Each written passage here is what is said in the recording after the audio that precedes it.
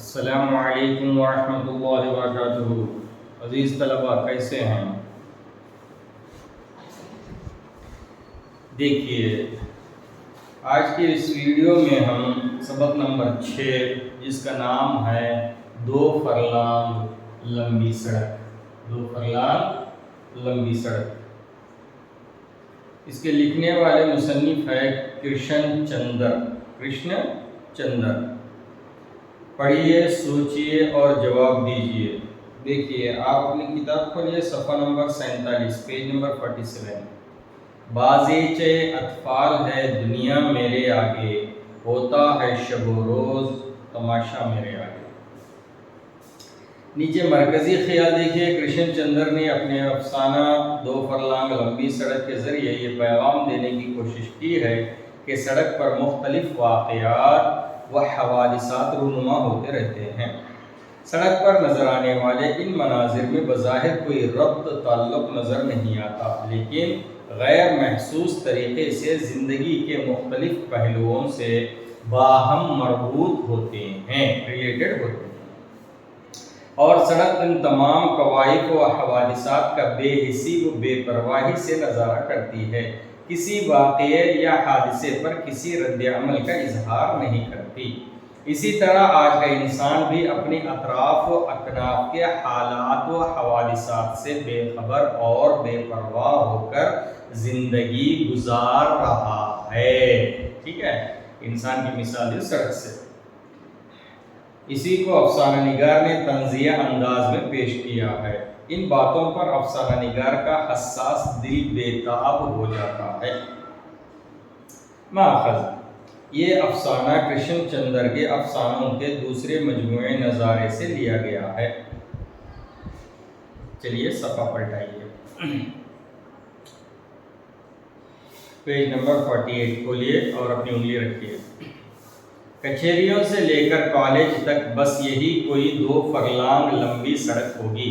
कचहरी व court, college. हर रोज मुझे उसी सड़क पर से गुजरना होता है, कभी पैदल कभी साइकिल पर। सड़क के दो रवैये शीशम के सूखे सूखे उदास से दरख्त खड़े हैं। दो रवैये वो तो दोनों तरफ सड़क के टू साइड्स शीशम के सूखे सूखे दरख्त खड़े हैं। इनमें ना हुस्न है ना छाँव, सख्त खुरदुरे तने और टहनियों पर गिद्धों के झुंड, गिद्धों के झुंड। सड़क साफ सीधी और सख्त है। मुतवातिर 9 साल से मैं इस पर चल रहा हूँ। ना उसमें कभी कोई गड्ढा देखा है, न शिगाब फटन। सख्त पत्थरों को कूट कर सड़क तैयार की गई। कंकर है ना, पत्थर, ये कंकर से तैयार की गई। और अब उस पर कोलतार भी बिछी है, कोलतार डांबर, जिसकी अजीब सी बू है, एकदम घिनाने वाली बू होती है, गर्मियों में तबीयत को परेशान कर देती है। Next paragraph. सड़कें तो मैंने बहुत देखी भाली हैं, लेकिन जितनी अच्छी तरह मैं इस सड़क को जानता हूँ, किसी अपने गहरे दोस्त को भी इतनी अच्छी तरह नहीं जानता। मुतवातिर 9 साल से इससे जानता हूँ और हर सुबह अपने घर से जो कचहरियों से करीब ही है उठकर दफ्तर जाता हूँ, जो लॉ कॉलेज के पास वाक़ है। मेरा घर कचहरियों के करीब है और मेरा दफ्तर, मेरा ऑफिस कहाँ है? लॉ कॉलेज के करीब है। बस यही 2 फरलांग की सड़क हर सुबह और हर शाम कचहरियों से लेकर लॉ कॉलेज के आखिरी दरवाजे तक, कभी साइकिल पर कभी पैदल। उसका रंग कभी नहीं बदलता, उसकी हैयत में तब्दीली नहीं होती। ये फिजिकल चेंजेस या फिजिकल जो होता है उसको बोलते हैं हैयत। उसकी सूरत में रूखापन बदस्तूर मौजूद है, जैसे कह रही हो मुझे किसी की क्या परवाह, और ये है भी सच। Next page. उसे किसी की परवाह क्यों हो? सैकड़ों हजारों इंसान, घोड़े, गाड़ियां, मोटरें उस पर हर रोज गुजरती हैं और पीछे कोई निशान भी बाकी नहीं रहता।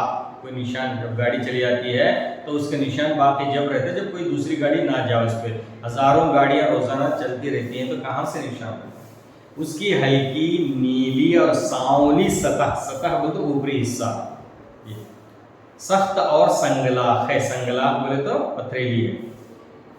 जैसे पहले रोज थी जब एक यूरोपियन ठेकेदार ने उसे बनाया था। ठेकेदार बोलते कॉन्ट्रैक्टर, यूरोपियन कॉन्ट्रैक्टर जो है उसने बनाया था फर्स्ट डे, वैसी आज तक है। ये क्या सोचती है या शायद सोचती ही नहीं, मेरे सामने इन 9 सालों में उसने क्या क्या वाकयात हादसे देखे, हादसे बोलते एक्सीडेंट्स, हर रोज हर लम्हे क्या नए तमाशे नहीं देखती, लेकिन किसी ने उसे मुस्कुराते नहीं देखा, न रोते ही। हाय बाबू, हाँ अब जो है सड़क के दोनों किनारों पर भीख मांगने वाले वगैरह ना, उनकी जो है मंजरकशी हो रही। हाय बाबू, अंधे मोहताज गरीब फकीर पर तरस खाओ, अरे बाबा, ए बाबू खुदा के लिए एक पैसा देते जाओ, अरे बाबा, अरे कोई भगवान का प्यारा नहीं, साहब जी मेरे नन्हे बच्चे बिलक रहे हैं, मेरे नन्हे बच्चे बिलक रहे हैं, अरे कोई तो तरस खाए उन यतीमों पर। बीसियों गदागर, बीसियों 10-20 बोलते ना, बीसियों गदाकर फकीर उसी सड़क के किनारे बैठे रहते हैं। कोई अंधा है तो कोई गंजा है, किसी की टांग पर ये खतरनाक जख्म है तो कोई गरीब औरत 2-3 छोटे छोटे बच्चे को गोद में लिए हसरत भरी निगाहों से राहगीरों की तरफ, राहगीर है यानी सड़क पर गुजरने वालों की तरफ देखती है। कोई पैसा दे देता है, कोई तेवर चढ़ाए हुए गुजर जाता है, सब एक जैसा नहीं रहता, कोई उनकी हेल्प करता है, पैसे देता है, कोई जो है सूरत ऐसा बिगाड़ के देखते हुए, तेवर चढ़ाना बोलते हैं जी, चेहरे पर शिकन के पड़े ऐसा करना। काम, बेकारी, भीख, फर्स्ट नंबर पर काम, सेकंड नंबर पर बेकारी, तीसरे नंबर पर भीख। जी, भीख मांगने वाला इतना खराब नहीं होता जितना बेकार आदमी टाइम पास करते हुए लॉटरी पना करने वाला रहता। 2 लड़के साइकिल पर सवार, 2 लड़के साइकिल पर जा रहे हैं, हंसते हुए जा रहे हैं सड़क पर जैसे बच्चे रेस लगाते हैं। एक बूढ़ा अमीर आदमी अपनी शानदार फटन में बैठा, फटन बोले तो कार में बैठा, सड़क पर बैठी हुई, ये दोनों देख रहे हैं साइकिल पे सवार बच्चे, तो एक बंदा जो है मालदार आदमी कार में बैठा हुआ सड़क पर जो बाजू में बैठी हुई औरत भिखारन की तरफ देख रहा है और अपनी उंगलियों से मूंछों को ताव दे रहा है, ऐसा करना, मूंछों को ताव दे रहा है, दाव दे रहा है। एक सुस्त मुजमहिल कुत्ता, एक सुस्त मुजमहिल कुत्ता, मुजमहिल मतलब कमजोर कुत्ता, फटन के पहियों के तले आ गया, उस भिखारन को देख रहा है और ऐसा ताव दे रहा है, सामने नहीं देख रहा कि क्या हो रहा था। कुत्ता जो कमजोर कुत्ता जो है उसके कार के नीचे आ गया, उसकी फसली हड्डियां टूट गई, लहू लहान लहू बह रहा है, उसकी आंखों की अफसुर्दगी यानी बेचारगी और बेचारगी, उसकी हल्की हल्की दर्दनाक टियां किसी की अपनी तरफ मुतवज्जे नहीं कर सकती। जब कुत्ता जो आ गया उसकी गाड़ी के नीचे कमजोर और उसकी फसलियां टूटे हुए, खून बह रहा, ऐ कर रहा, कोई उसकी तरफ नहीं देख रहा। फिर कभी सड़क सुनसान होती है, ये होने के बाद फिर सड़क खाली हो जाती, सुनसान साइलेंट हो जाती है। शाम के धुंधलके में बिजली के पंप में रोशन हो गए। मैंने देखा कि कचहरियों के करीब चंद मजदूर बाल बिखरे मैले लिबास पहने बातें कर रहे हैं। काम करने के बाद जब वापस आते हैं घर को जाते जाते तो उनके बाल परागंदा रहते हैं, बिखरे हुए रहते हैं, कपड़े मैले रहते हैं। भैया भर्ती हो गया, आपस में लोग बात कर रहे हैं, भैया भर्ती हो गया तो मतलब जॉब पे चढ़ गया या पुलिस में भर्ती हो गया या आर्मी में, तो ऐसा। हाँ, तनख्वाह तो अच्छी मिलती होगी, हाँ भर्ती हो गया, जॉब पे लग गया, तनख्वाह भी अच्छी मिलती है। बड़ों के लिए कमा लाएगा, हाँ बड़े बुढ़ों के लिए, माँ बाप के लिए कमा के लाएगा। पहली बीवी तो एक ही फटी साड़ी में रहती है। पहली बात तो ये बोलो कि वह बीवी एक ही फटी साड़ी में रहती है। सुना है जंग शुरू होने वाली है, सुना है जंग शुरू होने वाली है, यानी आर्मी में लड़ाई स्टार्ट होने वाली, शुरू होने वाली है। कब शुरू होगी, कब इसका पता नहीं, मगर हम गरीब ही तो मारे जाएंगे। लड़ाई जंग शुरू होगी तो हम गरीब मतलब गरीब, वो लोग ऐसी बात करते हैं जी, हम गरीब ही तो मारे जाएंगे। कौन जाने गरीब मारे जाएंगे कि अमीर।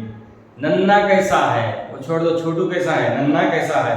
बुखार नहीं मिटता, क्या करें, इधर जेब में पैसे नहीं हैं, उधर हकीम से दवा नहीं बन रही है, हकीम दवा दिए तो भी काम नहीं चल रहा।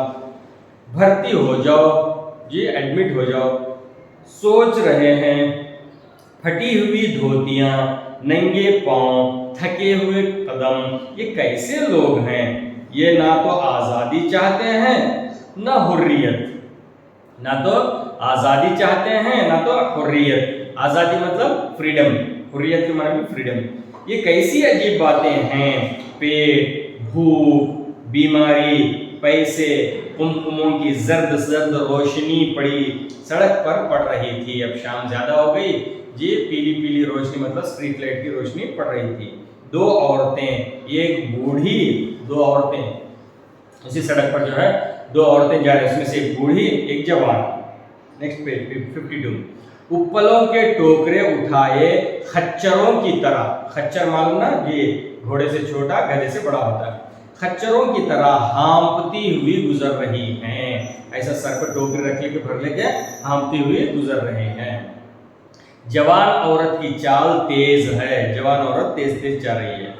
बेटी जरा ठहरो तो, अब ये बूढ़ी औरत करीब, बेटी जरा ठहर दो।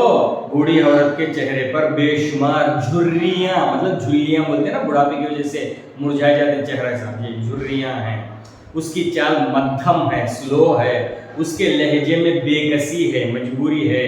बेटी जरा ठहरो, मैं थक गई, ए मेरे अल्लाह। अम्मा अभी घर जाकर रोटी पकानी है, तू तो बावली हुई है, तू तो बावली हुई है, मतलब बेवकूफ है।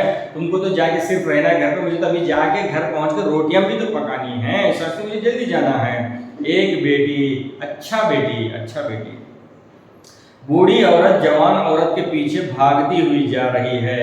अब जवान तेज चल रही तो बूढ़ी नहीं चल सकी, तो जो तेज तेज भाग रही। बोझ के मारे उसकी टांगें कांप रही हैं, उसके पांव डगमगा रहे हैं। वो सदियों से उसी सड़क पर चल रही है, उपलों का बोझ उठाए हुए। उपल बोले तो उपली, उपल को उपली बोलते हैं। ऐसा गोबर को जो है थपक के ऐसे दीवारों पर लगाते हैं, वो सूखने के बाद उसको जो है लकड़ियों की जगह चूल्हे में जलाते हैं। कोई उसका बोझ हल्का नहीं करता, कोई उसे एक लम्हा सस्ताने नहीं देता। वो भाग हुई जा रही है, उसकी टांगें कांप रही हैं, उसके पांव डगमगा रहे हैं। अब बूढ़े ना डगमगाते ना ऐसा। उसकी झुर्रियों में गम है और भूख और फिक्र और गुलामी और सदियों की गुलामी। बस जब से हैं सदियों से, ये कई सालों से गुलामी चल रही है। चलिए यहाँ तक रखिए, फिर नेक्स्ट वीडियो में हम इंशाल्लाह अगला सबक और मुसन्निफ अफसानिगार का तारुफ वगैरह कर लेंगे। चलिए अल्लाह हाफिज़। अच्छा सा रीड करने की कोशिश कीजिए और जो मैंने पढ़ा उसको 1 से 2 बार आप रीड कीजिए। अल्लाह हाफिज़।